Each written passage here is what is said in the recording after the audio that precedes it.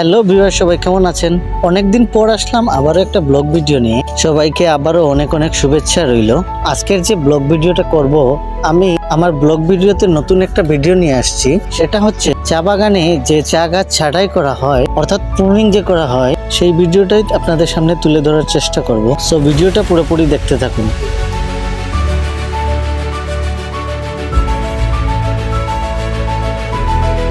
চা বাগানে প্রুনিং সিজনটা মূলত নভেম্বর থেকে ডিসেম্বরের মধ্যে করা হয়, কারণ এই সময়টাতেই চা গাছ কর্তন করার একটা উপযুক্ত সময় থাকে। স্ক্রিনে দেখুন, কিছু চা শ্রমিকরা চা গাছ ছাঁটাই করার দৃশ্য আমরা দেখতে পাচ্ছি।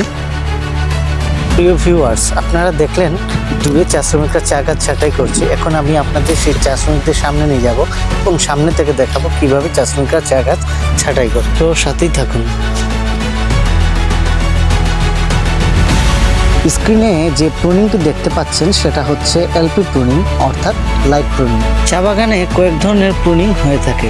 এর মধ্যে এলপি, ডিএসকে, এলডিএসকে, এমএসকে, এলএসকে হয়ে থাকে। চা বাগানে কষ্টসাধ্য কাজের মধ্যে এই চা গাছ ছাঁটাই হলো সবচেয়ে বেশি কষ্টসাধ্য কাজ। মাপের সাথে মিল রেখে লেবেল মিলিয়ে এই চা গাছগুলো কাটতে হয়। আমরা সবাই জানি চা বাগান মানেই সৌন্দর্যের লীলাভূমি, আর তাই তো দেশ বিদেশ থেকে অনেক পর্যটক এই চা বাগানের মধ্যে বেড়াতে আসে। কিন্তু নভেম্বর ডিসেম্বরে যখন পর্যটকরা এসে দেখেন চা গাছগুলো ছাঁটাই করা হয়েছে, ওনারা হতাশ হন। আসলে এতে হতাশ হওয়ার কিছু নেই।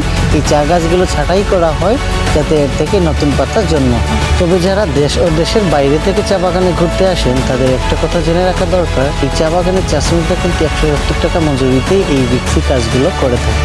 এই চা গাছ ছাঁটাই করতে গিয়ে অনেক শ্রমিক আবার হাতে পায়ে কেটে যান। এগুলো অনেক রিক্সি একটা কাজ, যেগুলা যে কেউ দ্বারা সম্ভব নয়। স্ক্রিনে যে শ্রমিকটিকে দেখতে পাচ্ছেন, উনি চা গাছ ছাঁটাই করতে গিয়ে পায়ে কেটে গিয়েছেন। তাই এই কাজটা করতে গেলে খুব সাবধানতার সাথে করতে হয়। আজকে আমি দেখানোর চেষ্টা করলাম চা বাগানের মধ্যে কিভাবে প্রুনিং করা হয়। পরবর্তীতে আরও নতুন একটি ভিডিও নিয়ে আপনাদের সামনে হাজির হব। তো প্রিয় ভিউয়ার্স, ভিডিওটি কেমন লাগলো অবশ্যই কমেন্ট বক্সে জানাবেন, এবং ভিডিওটি যদি ভালো লাগে অবশ্যই লাইক, কমেন্ট এবং শেয়ার করে আমার পাশে থাকবেন, সেই প্রত্যাশা রেখে সবাই ভালো থাকবেন, সুস্থ থাকবেন। আজকের মতো এখানেই বিদায় নিচ্ছি।